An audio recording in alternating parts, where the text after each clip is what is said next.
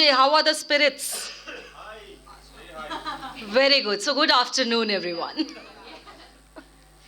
So I formally welcome all of you to the 10th edition of TiECON Chandigarh 2025. We are here today to celebrate entrepreneurship, as Tai says, empower, nurture, and let us all grow together.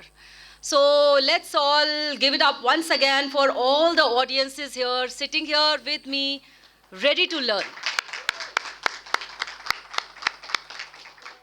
So we all know about AI, right?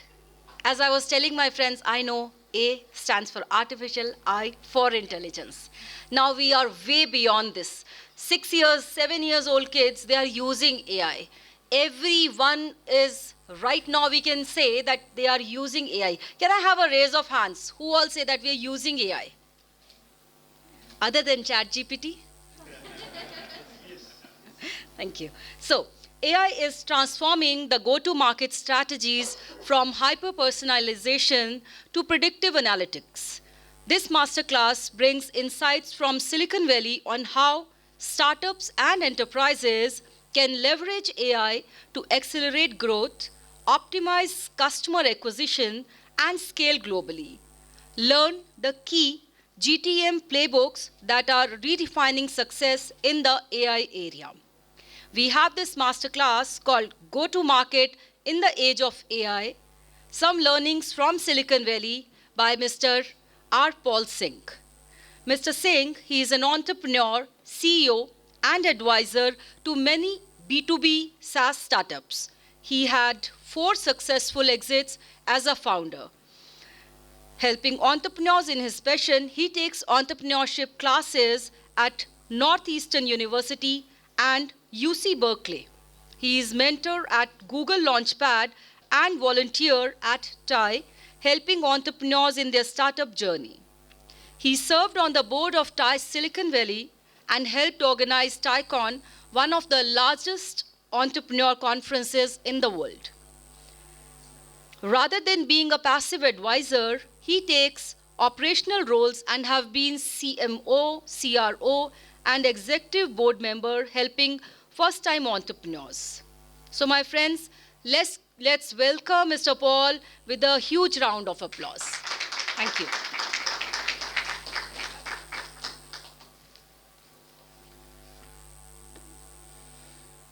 I think she was testing all of you whether you were up or not when she asked good morning, and most of you failed the test. And I thought I will get a vacation from AI for 2 weeks because in Silicon Valley, every walking moment is now AI. In fact, all of our posters also say only the word AI. So I was really glad to take that vacation for 2 weeks. But today, I guess we are back on it. And, we talk about autonomous driving. And when I looked at Indian driving, I knew that the driving jobs are very safe because no amount of AI can actually replace the Indian driver. So just a quick show of hands. How many people here are doing their own startups?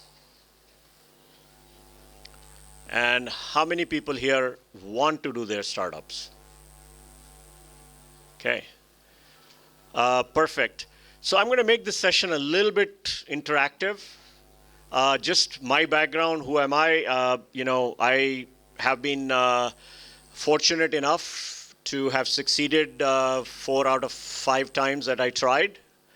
3 of my companies were acquired. 1 of them went public.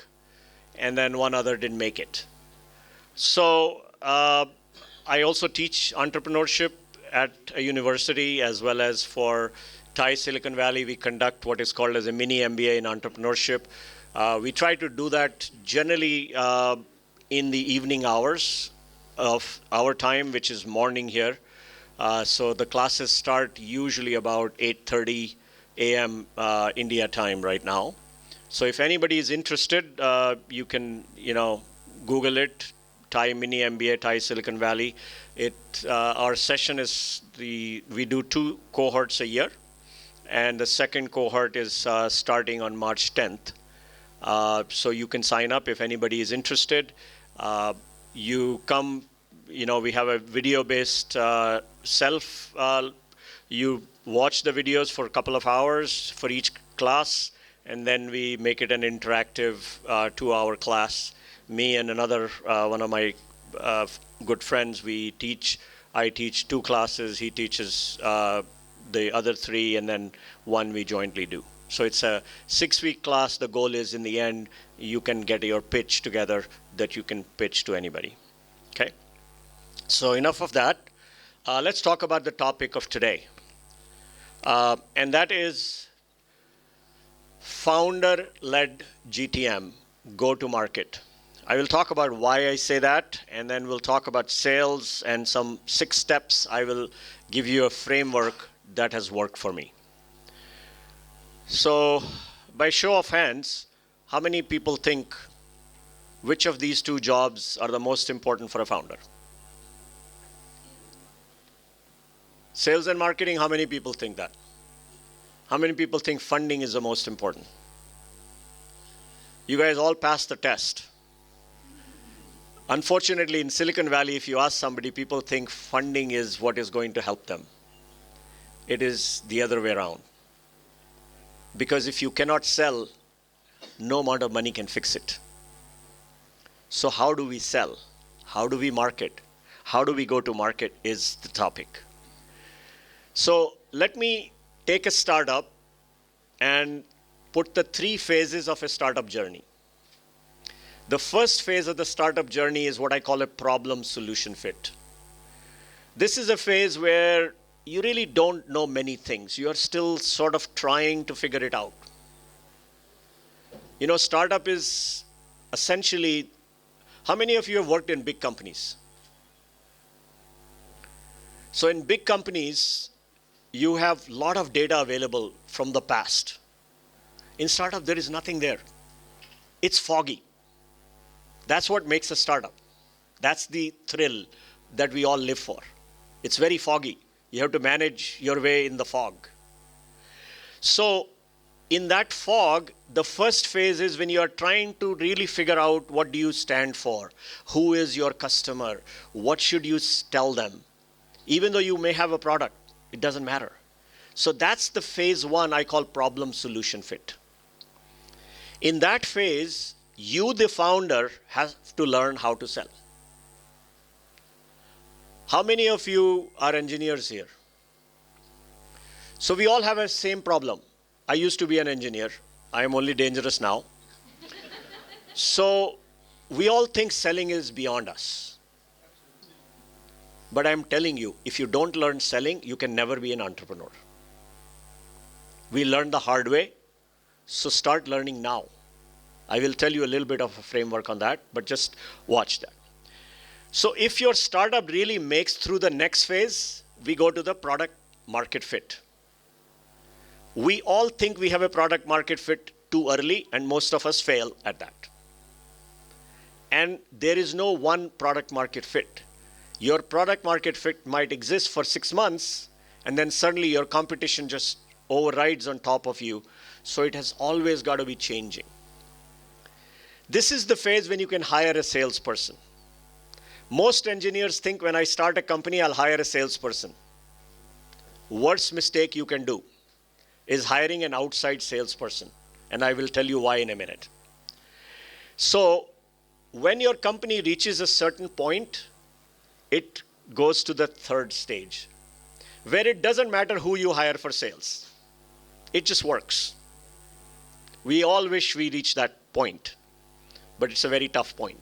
And I'm assuming you guys are all in the first phase, so let's talk about the first phase. So in the first phase, when you do the first phase of selling or go to market, you have 4 goals. Your goal is to understand the sales process. How does my customer actually buy the product? Who buys my product within that company? And then trying to figure out what kind of message really works. See, the problem is if you hire a salesperson, they know selling, but they don't know how to sell your product. You have to figure it out yourself. That's your job. Once you figure it out, you can help them. But if you haven't figured it out first and you hire a salesperson, you are going to waste a lot of money because salespeople cost a lot of money. They cost a lot of money because they bring you that value. And selling is hard, no doubt, right? So this is the job that you have to do as a founder. So now let's talk about the 4 basics of selling. If you learn these 4 basics, you can actually start to sell. So the first is the customer pain point. We as founders tend to overthink that customers care about me. Let me tell you, nobody gives a damn about you. We are all selfish people. We want to solve our problem, not yours. You want to sell, go ahead, sell it. I don't care. So I usually, when I do this class, a smaller class, I ask people to go and maybe sell something to the audience. And as an engineer, what is the first thing we do? We start talking about features of our product. We don't even ask the customer, what's your problem? What is it that you need? How do you do this today? Before we just jump right in. Because solution in engineering is, I'll build more features. The truth is the opposite, right? So this is Steve Jobs' statement. Hopefully you read it, that your customers don't care about you. Selling is not like what you were taught in the beginning. Selling is about solving a problem for your customers. While walking the hallway, I got some of the people trying to sell me something or the other. They didn't even ask me who I am, what I need. They just jumped right into their product pitch. And unfortunately, I don't remember any of them. That's how effective their selling was. So that's number 1. Number 2, Dalai Lama said it very well. God gave you 2 ears, but only 1 mouth. Why? Because he wanted you to listen. And let me differentiate between listening and hearing. All of us hear, but we don't listen. Listen to the other side. Listen to their problem. Listen to how they actually do their current thinking. So I was here meeting a student who was asking me that how do I start? And I think you heard our keynote speaker just now also, Bipin Singh said, hey, start to go out and listen to your customers. Don't start talking about your solution. Start asking their current problem. How do they solve it? What do they do today? That will give you the clue on what your solution should be, not the other way around. Number 3, all engineers think engineering is a very difficult job. Let me tell you, sales is more difficult than engineering. Engineers think I'm very disciplined. No. A good salesperson is more disciplined than you. Why? Because every time you make a sale, you're going to get a rejection. 9 times is considered the average rejection before you get 1 success. Unless your dad happens to be some very influential person and force the sale. But that doesn't scale the company. So the important thing really is selling is a numbers game. You have to try harder. You have to try, obviously, at the target, not just shooting at everywhere, but try to figure out what is your target and hit there. And you need a strong discipline. So if you had a call with a customer and you did not bother to send them an email right after the call or a text message or a WhatsApp message saying, hey, thank you for your time. I am not, this is what we talked about. You're going to be forgotten. If you make a commitment to deliver something at 10 o'clock and you cannot deliver it at 10, it's better to tell them before time rather than 12 बजे call करके कहो जी, I forgot. That is the end of your deal. So that is what I mean by activity matters a lot. Now, AI is helping create more activity, which is a good thing. The bad thing is we are going to overdo it. So you have to walk that fine line. You can use AI to respond and do all the other things.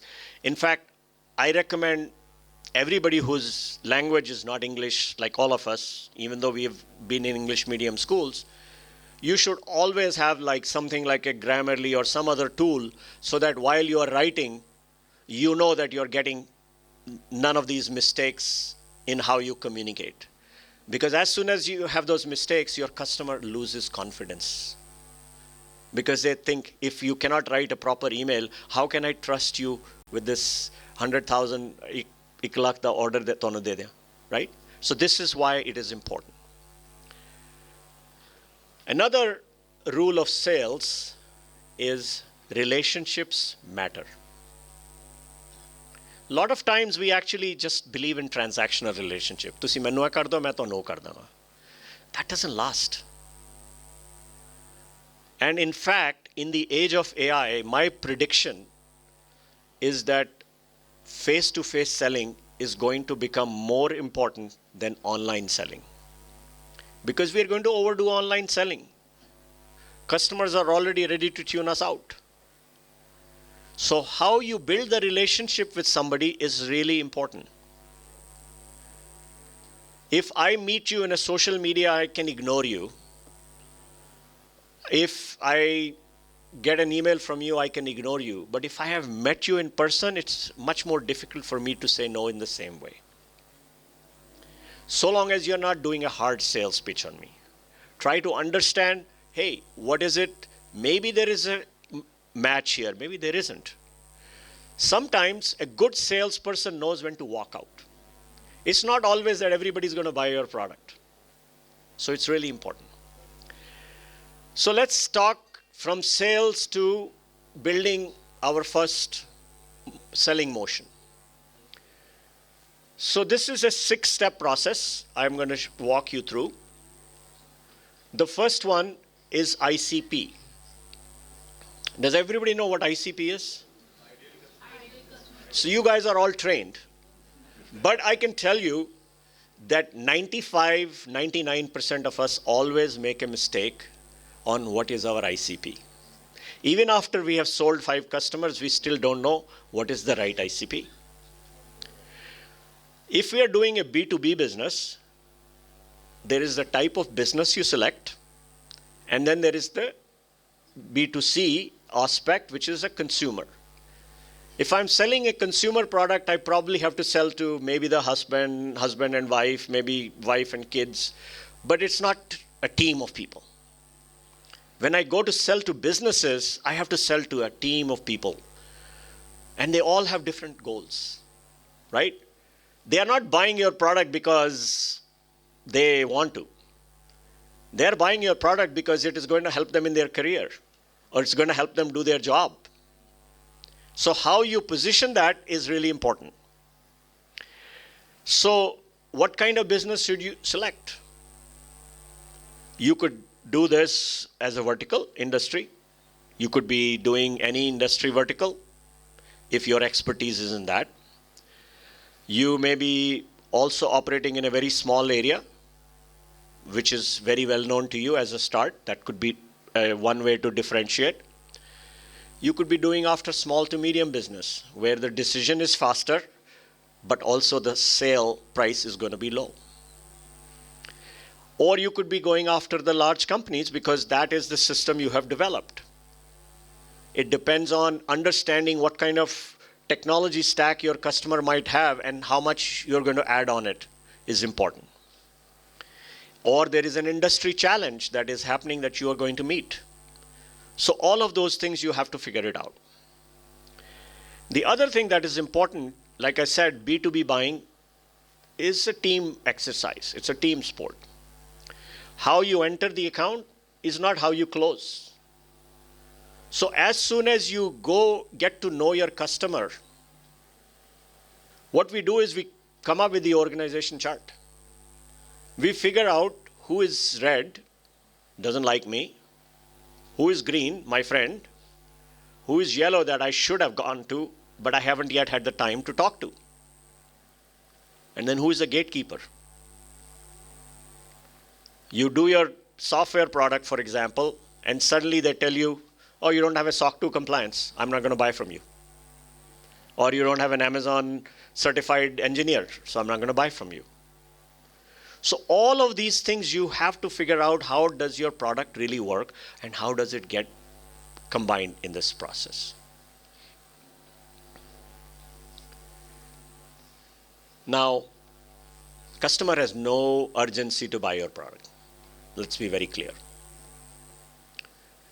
So there are 4 types of companies, if I were to categorize on a very high level. One is what I call insurance companies. Security, right? I need to buy it because otherwise I'll get hacked. Or if I get hacked, I'm definitely going to buy one. Or government has put in some regulation where there is a date, so I have to comply. I'm going to buy that. So most of the insurance type of products, they get bought because of fear. And fear sells. And generally, the good news is sometimes there is a date attached to it by which time you have to comply. So that's another good thing. Now, that's one way of selling products, or depends on your product. Sometimes your product lends itself very well to that. Sometimes it doesn't. The second way of selling, which is the most common, every startup does, and every startup makes this mistake, called cost reduction.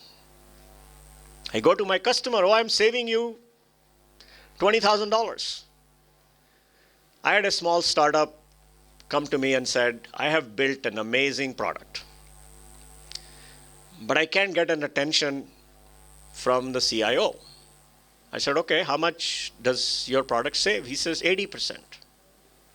Okay, so his product is $100,000 that he's replacing, and he only charges $20,000.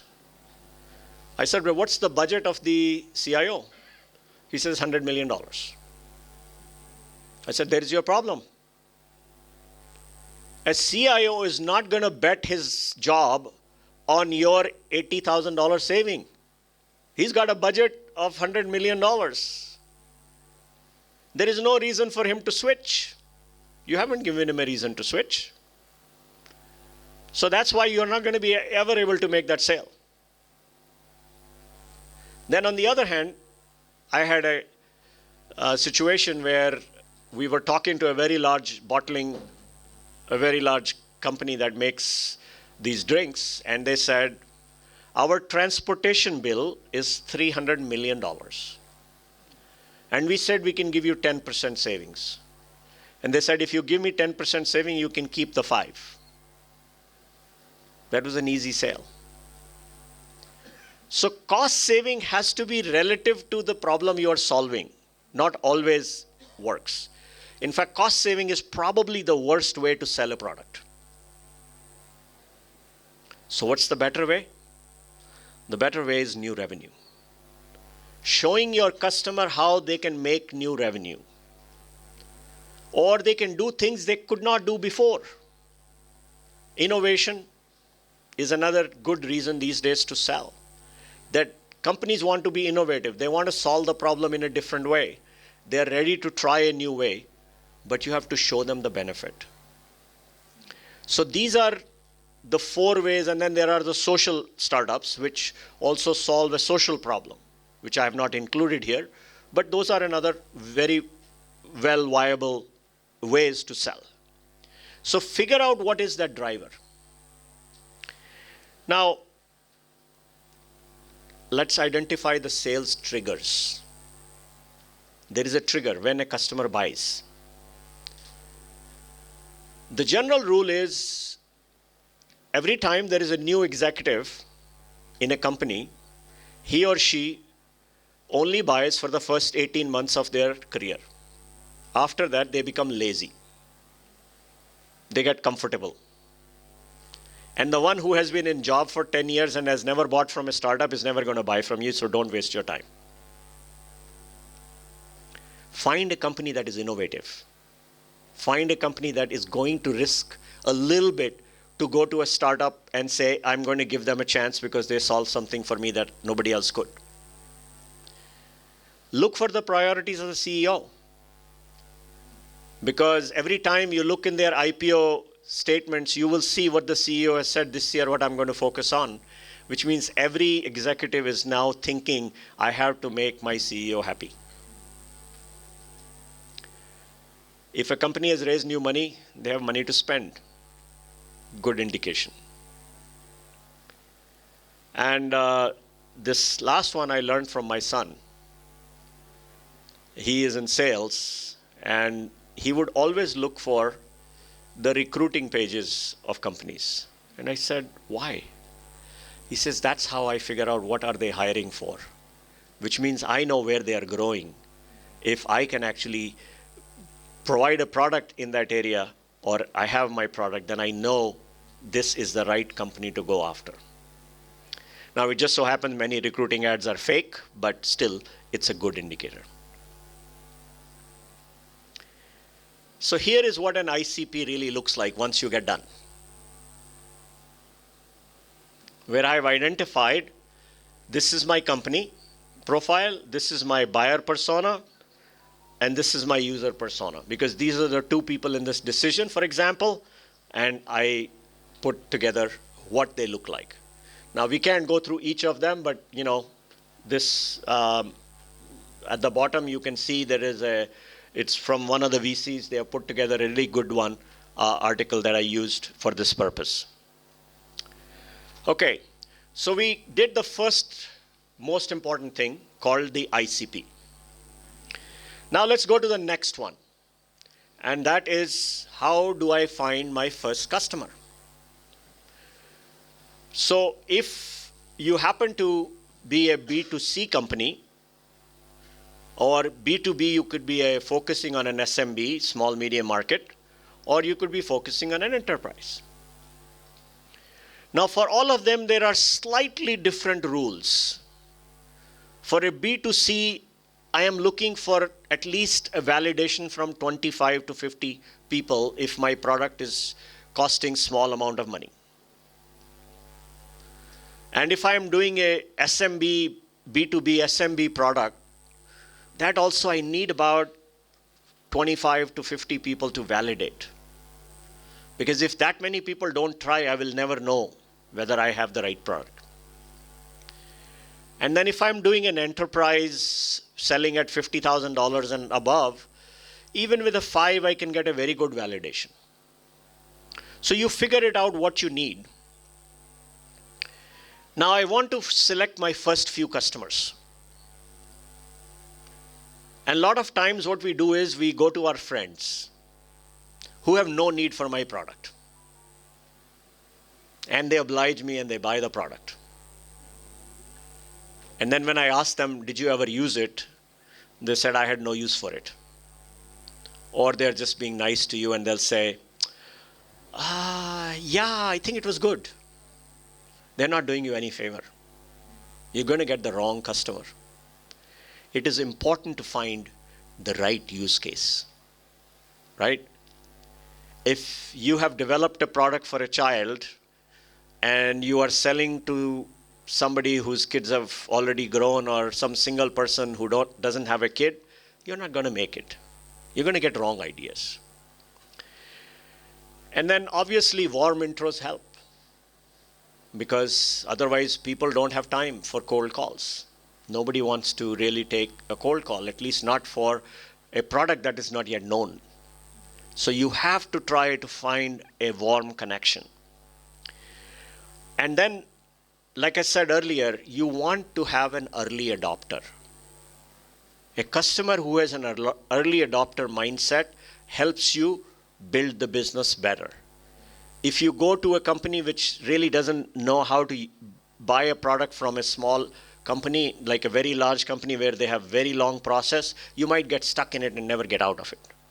Or even if they use it, they won't want to be a reference. I want to get my first few customers to be my references, because that is what I need. Remember, I told you, one goal of doing the founder-led GTM is get some references. Because, it's the philosophy of the monkeys, right?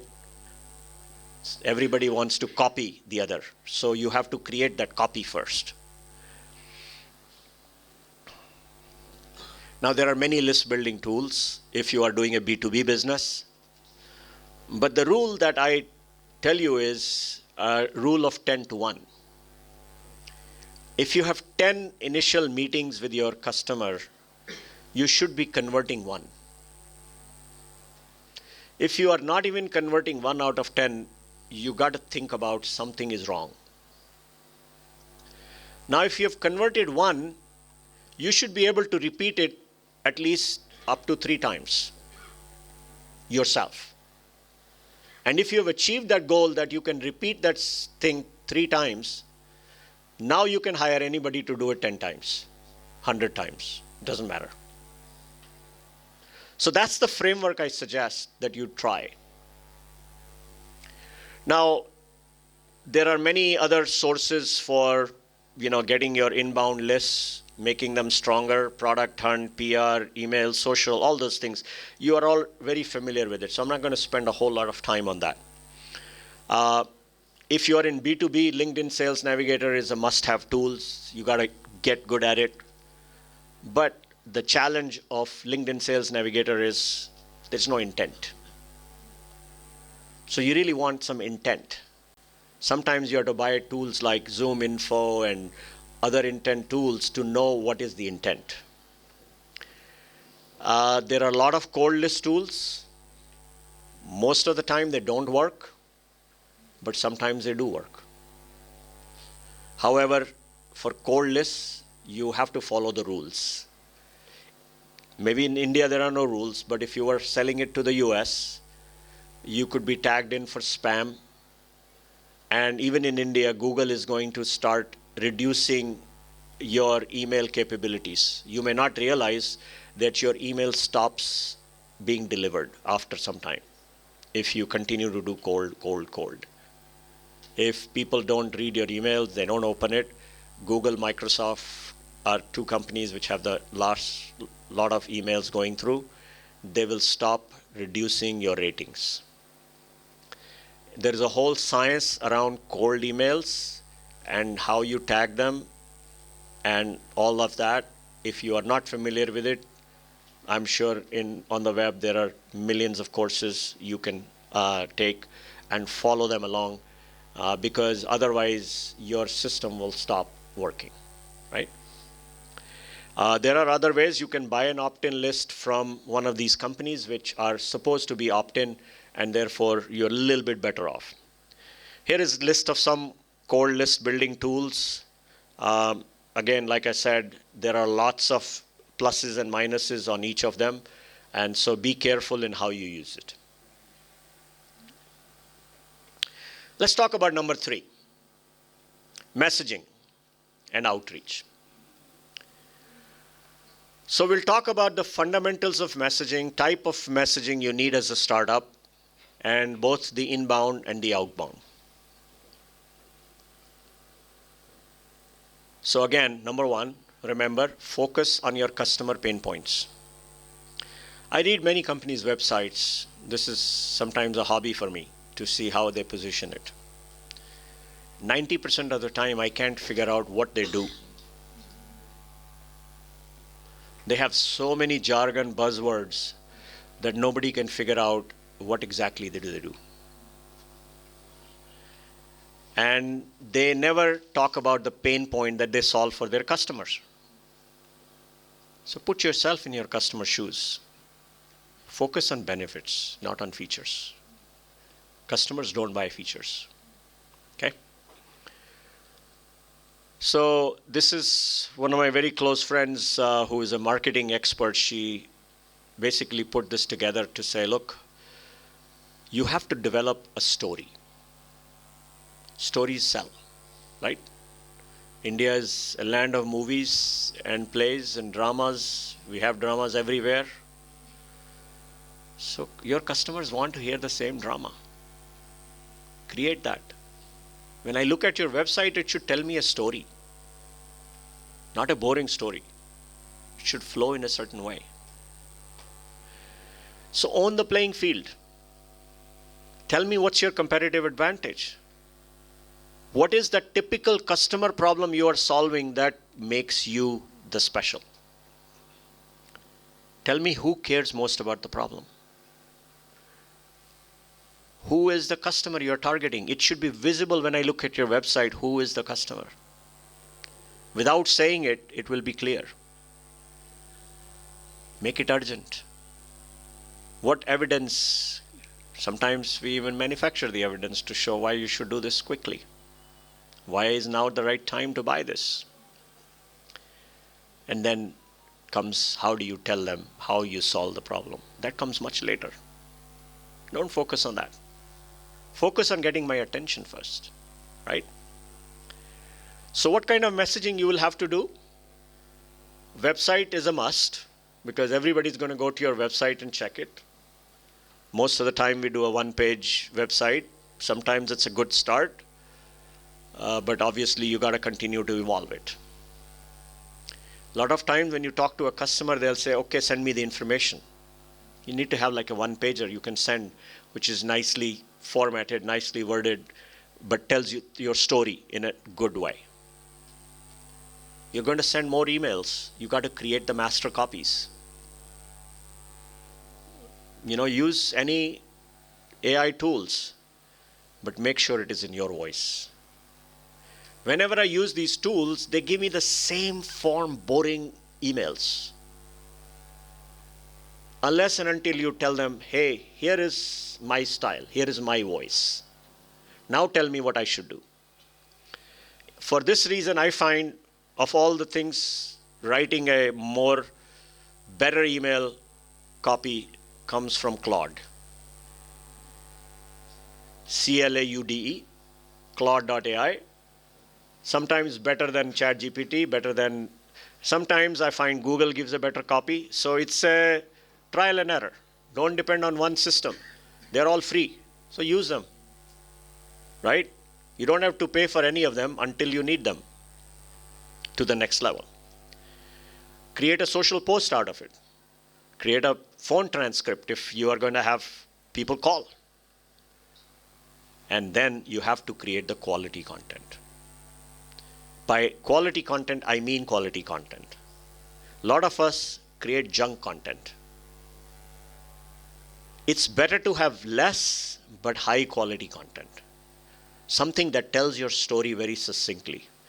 Use the ChatGPT and other tools to modify changes, but when you prompt it to do something, you got to give them more idea of what they should look for. What is it that you want them to focus on? And then they'll put it and give you the tool that looks professional. So use it effectively. Now, you're going to have to do outbound messaging for sure as a startup. You can do it yourself. In-person, email, phone call, social. Or there is people have, I think a lot of people from India provide the SDR services called the sales development or business development representative who will call on your behalf. And recently I wrote a paper where I looked at all the AI SDR tools that have come in. I wrote a post on LinkedIn recently about it, and you can Google and find it on LinkedIn for me. But basically the gist of it was that the AI SDR tools, not quite there yet. They're getting there. They're getting close. They're getting close to sort of the below average SDR that you have. They're getting there already. But I would be very cautious in using them today. In terms of messaging, you have to also have inbound. If you only do outbound, it makes your job really difficult. So inbound, social is one place. You using ads initially, you have to, there is no choice because your SEO is going to be bad. If somebody promises you that they'll get you on page 1 of SEO, don't take it because they are lying. It is not possible for a new domain. I can tell you there is a domain, there is a email e-commerce company that used it about a couple of years ago.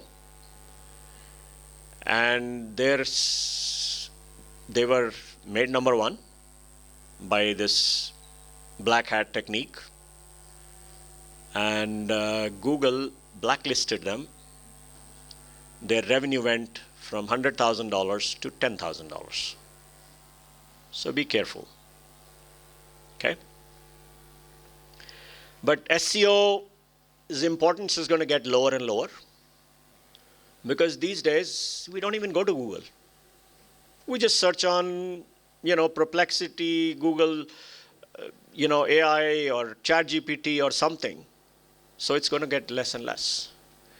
Which means now we have to learn how to train these engines also about us. If you haven't done it, one of the things I would recommend is give all these tools your web URL and say, tell me what do you think about this company? What does it do? Who are their customers? You will get a very interesting answer. And if your answer is not what you think it should be, correct it. Okay? Huh? No, this is not training the model. This is what they're telling you, that what you think you wrote is not what because remember, how are these models trained? They are basically, the way these models are trained, they are a game of probability. They are really predicting the next word that they should give you. But they are based on the old empirical data from everybody. Which means whatever these models are telling you is how an average human being thinks.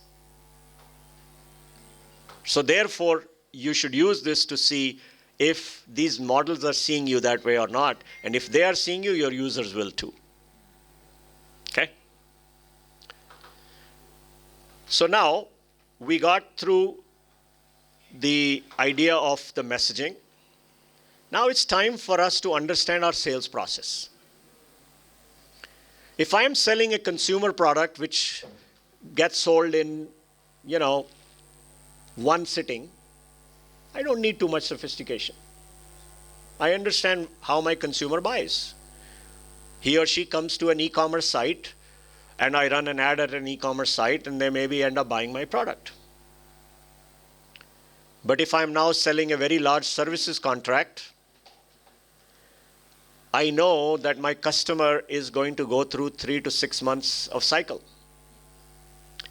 So I have to understand what that is. The first meeting will be a discovery meeting where I will talk very little. I will only ask them what is their problem. The second call will be maybe a demo. The third might be a technical use case match, and so on and so forth. This customer might require a POC. But if you are working with a decent sized company, insist on getting an NDA before you do anything. Why? Everybody knows what NDA is, right? So why do you need a non-disclosure agreement? For a very simple reason. That means the person you are dealing with has to go to his or her boss to get that NDA approved so that you are not stuck in a lab project. There are too many lab rats in the business who have nothing to do. They are not going to buy from you ever. They are just curious. They're going to waste your time and your money. So you want to be with serious customers. And how do you know it's serious? Hey, let's execute an NDA. Let me see. If you were trying to execute an NDA in JP Morgan Chase, it takes 6 months. So you want to make sure And it can happen in 6 hours if they think it is really important. Otherwise, it will take 6 months. And the person you are dealing with will say, oh, you know, NDA will take too much. Why don't you just start working on it? No, no, no, no. I'm not free. And then when you do a POC with somebody, have an understanding of what is the criteria for a success of a POC. And what is the criteria for exit of a POC? And how long is the POC going to last? If you just enter like that without any paperwork and just bhaichare mein, you're going to be taken in. No, no, no, no. It's a business. I'm running a business. I want you to make the same commitment. Because one thing you have to understand is, it's a two-way game. It's not that I am doing something, you know, they are just doing me a favor buying my product. No, no, no. I am also doing work for them. So I want to have a two-way street. I want them to show the same thing for me that I'm showing for them. I'll take questions afterwards, okay? Now you're ready. You got your first meeting. Let's prepare for it, right? First, research your project, your prospect thoroughly. Listen to their problems. An initial intro pitch normally is 30 minutes. 30 seconds. When you go make a pitch to somebody, in 30 seconds you should be able to tell them what you do. Now, I don't have time for it, but I just conducted a workshop about a couple of weeks ago where I had everybody give me their 30-second pitch. And it took us obviously longer, but there were 30 people who all presented their 30-second pitch. And I can tell you probably about 90% of them, I couldn't figure out what they do. I couldn't figure out who their customer is. I couldn't figure out what is their advantage. If you can't communicate that in 30 seconds, I'm done. Right? So now, let's say I got my meeting. What should my sales deck should have, right? Here is my sales deck. These are the minimum requirements on my sales deck. What's the problem that I'm solving? Who has it? What's the cost of the problem? Existing solutions, and what are the challenges with it? What has changed? Why is it that you can do it now? Why couldn't I do it before? What do you provide? How does it work? Why now? Why you? And any proof or credibility element. These are the 6 points your slides should communicate. Whether you do 2 slides, 1 slide, 3 slides, I don't care. So in the end, I would say to you, startup marketing, startup sales, go-to-market is really nothing but a bunch of experiments until you get it right. And it will work for a while and then it will break again and you will have to reinvent. That's just the life of a startup. Only thing is you will have more resources next time because you built something before. And every time you do something, measure, measure, measure. If you don't measure, you will get a wrong result. I know at bina rear view mirror the gaddiyan chal jandiyan, but life doesn't work like that. So be very careful, right? So in summary, I would just say, we talked about how do you need to do the founder-led GTM. We talked about sales and the 6 steps. And so I would say, let's go and change the world, one sale at a time. Thank you. If you want, I can take questions if you have time. We'll take 2 questions. So you and You mentioned about telemarketing, marketing split. So does it still work? Product and in service business? Absolutely. Sales is sales. Sales is sales. There is no difference. So what I have seen, sir, is that mostly in terms of product or a service? So my examples are product, Yes, but I have seen it work in services. Okay. Because The framework will be the same in framework is pretty much the same. You obviously make changes depending on the business you are in. Okay. In services, you still need a reference. Yes, absolutely. Once you have a reference, you start to make money faster. In product, it takes a little longer to make money. That's the only difference. Okay. Thank you, sir. So what's your thought on paid POC? Because it increases the sales cycle effectively, but So the question is, what's my thought on paid POC? If you can get a paid POC, I would always take it over unpaid POC, for sure. okay. Sometimes you don't get it. At a startup, we don't have the same flexibility. But as you grow, you start to add the price for it. Okay? Thank you very much. Oh, one more. Sir, you mentioned one point that we shall not get into that bhaichara thing. Like what we feel sometimes we get the POCs and they don't really end. I'm into service business, and if we try to get into so many agreements, then it feels like I'm going to lose the customer. Is there any practical tips so that I can get the agreement as well and I can still get the sale done? It's a very fine line, right? I mean, I understand what you're saying, right? As a startup, I don't want to lose the customer. Yes, sir. And I feel like I'm going to get the customer. Yep. So sometimes what we do is in bhaichara, we get started. So many times I did that.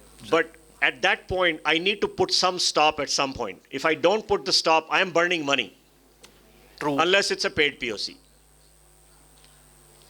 Yeah, most of the time it's a paid POC, but we do a lot in that was not agreed upon. So here is what I do. I have a standard template I bring to the customer on that day. When they sign for a POC, I don't ask them. I say, here is my POC template. These are the things we test for. These are the things I'm going to show you. This is the time period it takes. All of that is written in your POC template. All right. And you give it to the customer day one. What it does is it gives them the confidence that you know what you're doing. And then they start to behave differently. When you go loosey-goosey, they know they can take advantage of you. Yep. It's just true. Thank you for answering it. Thank you so much. It was a wonderful session. Thank you. Can I request Mr. Anil Channa to please come on the stage and felicitate Mr. Singh?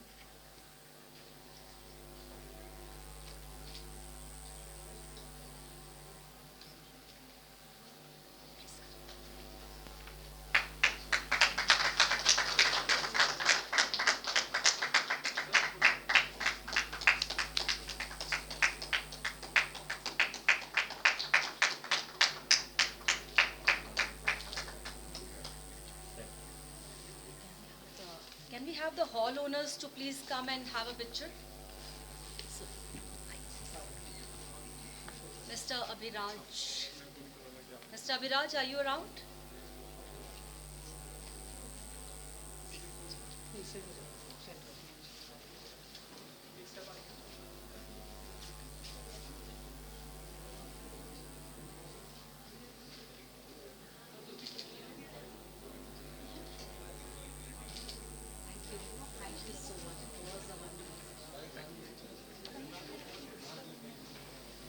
That's your laptop? This is my laptop. Should I have to wrap up? Anji? Wrap up. हाँ मैं कर देता हूँ. You can disconnect.